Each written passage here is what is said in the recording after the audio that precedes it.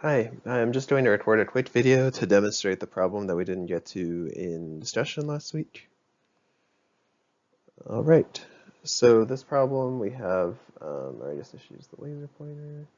We have this bar OA, and it's being pulled from point A by a wire with a tension force in it, T. And so we want to find the X and Y components of the force at point A. So the first thing we're going to need to do, I'll get a pen. We're going to want to draw the geometry of the problem. So the angle between this force and the x-axis is not theta. It's actually this angle here, alpha.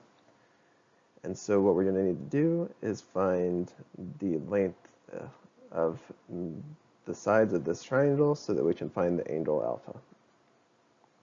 Okay. So this bar, if we plug in theta is equal to 90, it's going to go from O down to here, and that has length R. So we know the bar itself has length R. So that gives us that this right here is length R. Okay. So we also have a second triangle over here.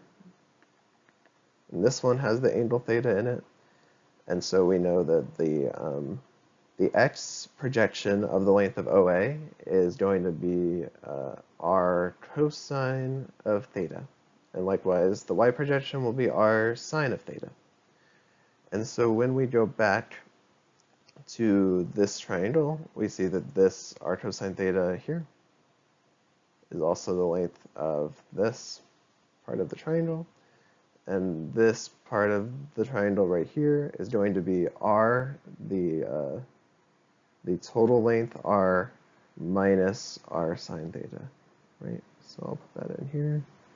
This right here is essentially, or it is r sine theta, and this is r minus r sine theta, right? So just to redraw the triangle and make it a bit more clear, here we have the angle alpha, and this is r plus r cosine of theta, and this is r minus r sine theta, right? So what we want to do now is find the angle alpha, which we can do at the tangent. So tangent of alpha equals r minus r sine theta over r plus r cosine theta. And we have a r in every term here, so we can just cancel those out. So this will be 1 minus sine theta over 1 plus cosine theta, right? So what we can do now is we can write the force. So T with the vector on it is going to be equal to the magnitude of T. So that'll be this T right here times cosine of alpha in the x direction, so I hat, and then minus sine of alpha in the y direction, j hat.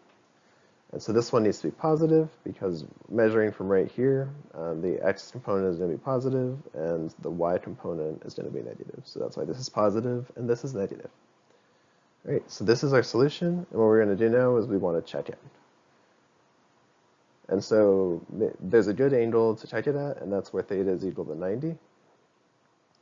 So if we draw that picture, what we have here is at point O, we have OA here.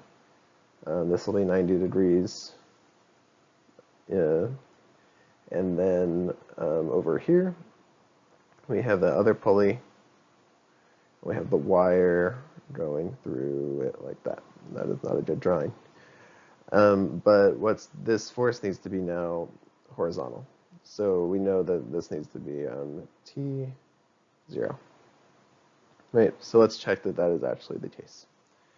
So let's plug in theta equals 90 to here. So tangent of alpha is equal to 1 minus sine 90 over 90, 1 plus cosine of 90. So the sine of 90 is going to be equal to 1, so it'll be 0 divided by 1, so 0. And we know that from arctangent, that implies that alpha is also going to be 0, which makes sense if you look at the picture. So what we have now, we have t at theta equals 90 degrees is equal to magnitude of t times cosine of 0 I hat minus sine 0 j hat. And so this will be 1, and that'll be 0. And this will be equal to t times I hat. And that's exactly what we predicted over here. So there we're done.